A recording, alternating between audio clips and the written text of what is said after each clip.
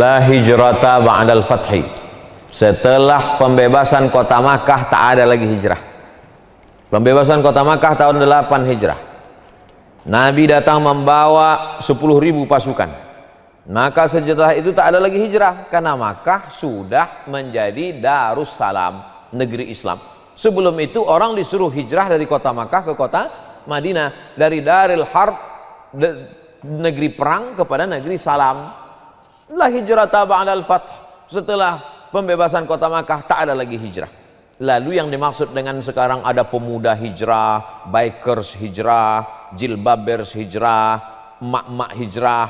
Apa sebetulnya yang dimaksud hijrah? Itu yang dimaksud Nabi, al-muhajir. Orang yang hijrah itu siapa ya Rasulullah? Man hajara ma nahallahu anhu, meninggalkan yang dilarang Allah. Maka sekarang lagi tren, kau sudah hijrah? Udah. Hijrah dari mana? Entah, aku tengok orang tuh hijrah, aku hijrah pula.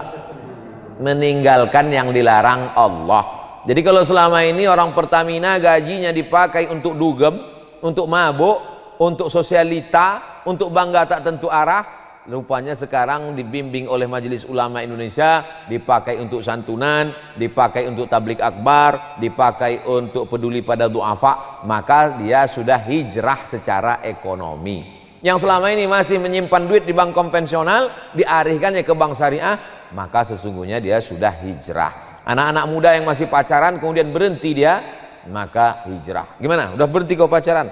Udah Pak Ustaz. Cuman sekarang pindah ke pacar baru. Nah, itu bukan hijrah. Oleh sebab itu maka hijrah. Nah, situasi negara kita sekarang ini bagaimana Pak Ustaz?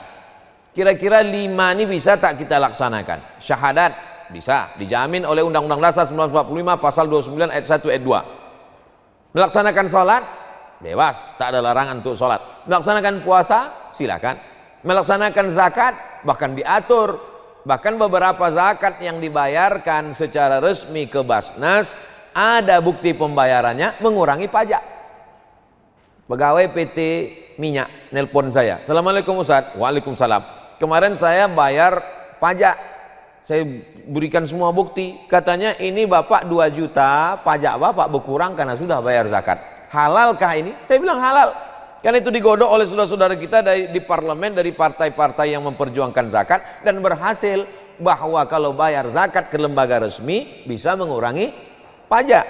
Oleh sebab itu, lalu kemudian haji terselenggara dengan baik.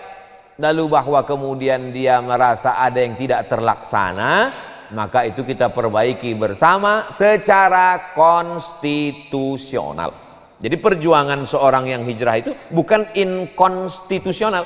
Jadi kalau saya berceramah mengajak orang untuk memilih anggota legislatif, itu konstitusional. Kita tinggal di negara demokrasi, kita bukan monarki.